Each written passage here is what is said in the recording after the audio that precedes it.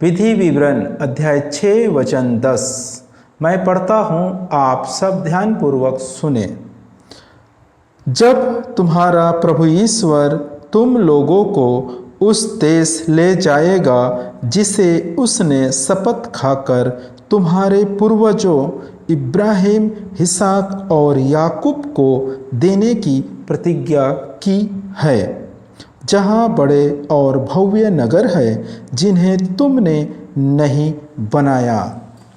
Hallelujah, hallelujah, hallelujah. मेरे प्यारे भाई और बहनों, हमें समझना बहुत जरूरी है कि ये घटना किस समय का है, कौन से समय की बातें हैं।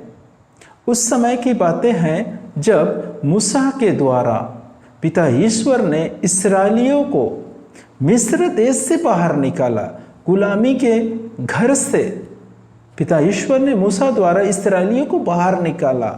तब पिता ईश्वर कहता है, मैं तुम्हारा एकमात्र ईश्वर हूँ, मेरे छोड़ और कोई ईश्वर नहीं होगा। तब आगे कहता है पिता ईश्वर, मैं तुम लोगों को उस देश ले जाऊंगा जिसे शपथ खाकर तुम्हारे पूर्वजों को इब्राहिम, इसहाक और याकूब को देने की प्रतिज्ञा की है। मेरे प्यारे भाई और बहनों, यहाँ पर पिता ईश्वर कहता है एक देश। यहाँ पर इस्राएली लोगों को बता रहा है कि मैं तुम लोगों को उस देश ले जाऊंगा। ये देश कौन सा है, कहाँ पर है, कैसा है, इसे हमें हर एक विश्वासी भाई बहनों को जानना बहुत जरूरी है।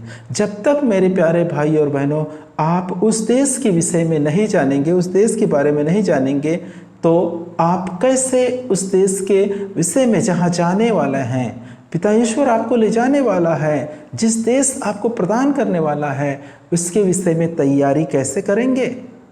मेरे प्यारे भाई और बहनों, सबसे पहले आपको जानना जरूरी है कि वो देश कौन सा है। हमारे पिता ईश्वर आत्मिक पिता है, शारीरिक नहीं। इसलिए पिता ईश्वर जब भी हमें कुछ अपने नबियों के द्वारा बातचीत करता है या हमें मार्गदर्शन करता है, तो हमें आध्यात्मिक बातों के विषय में मार्गदर्शन करता है, शारीरिक बातों के विषय में नहीं। यहाँ पर भी जब पिता ईश्वर मूसा के द्वारा इस्राएलियों को बता रहा है कि उस देश ले जाऊंगा करके, वो शारीरिक देश नहीं है जिसे आप जानते हैं कनान देश, जिसे आप जानते हैं कनान देश, जो इब्राहिम, इसहाक और याकूब को पिता ईश्वर ने प्रदान किए, वो देश नहीं है। मेरे प्यारे भाई और बहनों, उस देश के विषय में बात कर रहे हैं जो आध्यात्मिक है, जो आध्यात्मिक देश है। उस देश के विषय में पिता ईश्वर बातचीत कर रहा है, इस्राएलियों को बताया आध्यात्मिक देश के बारे में। तो मेरे प्यारे भाई और बहनों, ये आध्यात्मिक देश है क्या और ये देश कहाँ पर है, इसे हमें जानना बहुत ही जरूरी है।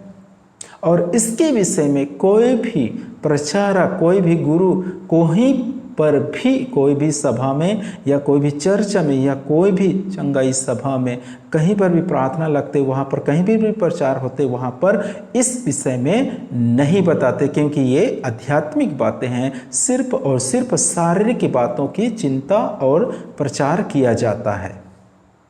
ये देश उस देश के विषय में बता रहा है पिता ईश्वर, जो प्रभु यीशु मसीह आने के बाद प्रकट रूप से उसने लोगों के सामने प्रकट किया, लोगों के सामने प्रकट किया। प्रभु यीशु मसीह जब 2000 साल पहले आए थे इस दुनिया में मनुष्य रूप धारण करके, तो प्रभु यीशु मसीह ने सबसे पहले उसने प्रवचन देना चालू किया, लोगों को मार्गदर्शन या लोगों के साथ बातचीत, उपदेश देना जब चालू किए, तो प्रभु यीशु मसीह कहता है, पश्चाताप करो, स्वर्ग का राज निकट आ चुका है। पश्चाताप करो, स्वर्ग का राज निकट आ गया है।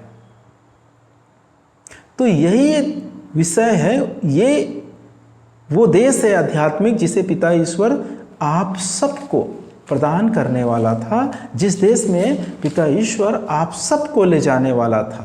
वो देश कौन सा है? पश्चाताप करो, स्वर्ग का राज निकट आ गया है।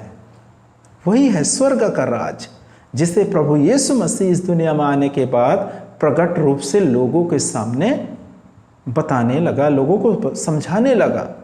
और प्रभु यीशु मसीह क्या बोलते हैं, नया नियम में आप पढ़ेंगे तो सिर्फ और सिर्फ 2 बातों के विषय में चर्चा किए हैं। सबसे पहले पश्चाताप करो, स्वर्ग का राज निकट आ चुका है। और दूसरी बात है सुसमाचार में विश्वास करो। सुसमाचार यही है, प्रभु यीशु मसीह हमारे लिए आने वाला था और हमारे अपराधों और पापों को लेकर क्रूस पे चढ़ने वाला था और तीसरे दिन फिर से जी उठने वाला था और 40 दिन के बाद स्वर्ग चढ़ने वाला था। वो है प्रभु यीशु मसीह। उस प्रभु यीशु मसीह ने हमारे इन सभी बातों को पूरी किया है, इसलिए प्रभु यीशु मसीह में विश्वास करो। वो है सुसमाचार।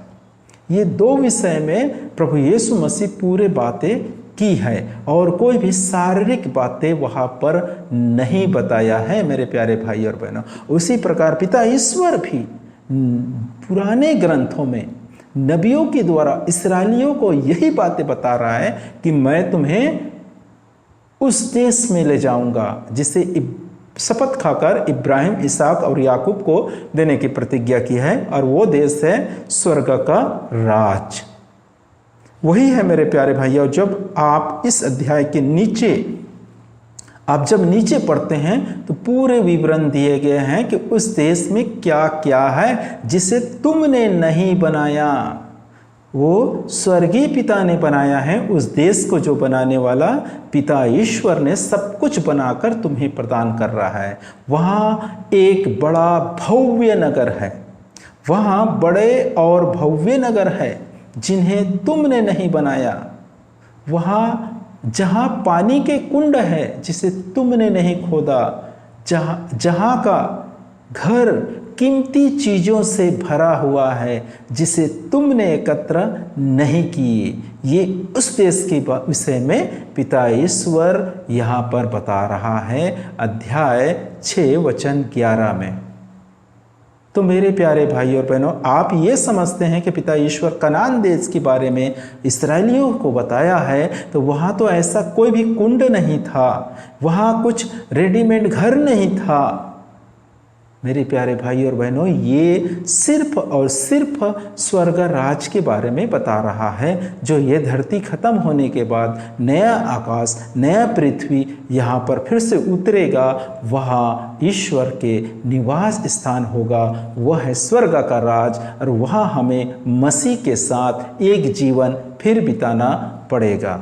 मेरे प्यारे भाई और बहनों, मैं हर एक विश्वासियों को यही समझाना चाहता हूँ कि वो व्यक्ति विश्वासी स्वर्ग नहीं जाएगा, क्योंकि स्वर्ग विश्वासियों के लिए नहीं बना है, सिर्फ पिता ईश्वर और उनके दूतों के लिए स्वर्ग है। हमारे लिए स्वर्ग का राज है, जो नया सृष्टि, नया आकाश, जिसे पिता ईश्वर देने की प्रतिज्ञा किया है, इब्राहिम, इसहाक और याकूब को देने की प्रतिज्ञा की है। मेरे प्यारे भाई और बहनों, वो है स्वर्ग का राज, जो ये धरती खत्म होने के बाद, पृथ्वी खत्म होने के बाद एक नया पृथ्वी, नया आकाश उतर आएगा। उसमें एक भव्य नगर होगा, यरूशलेम मंदिर होगा। मेरे प्यारे भाई और बहनों, परमेश्वर इन वचनों के द्वारा प्रभु यीशु मसीह के सामर्थ्य नाम पर आप पर और आपके परिवार पर आशीष बरसाए। आमीन।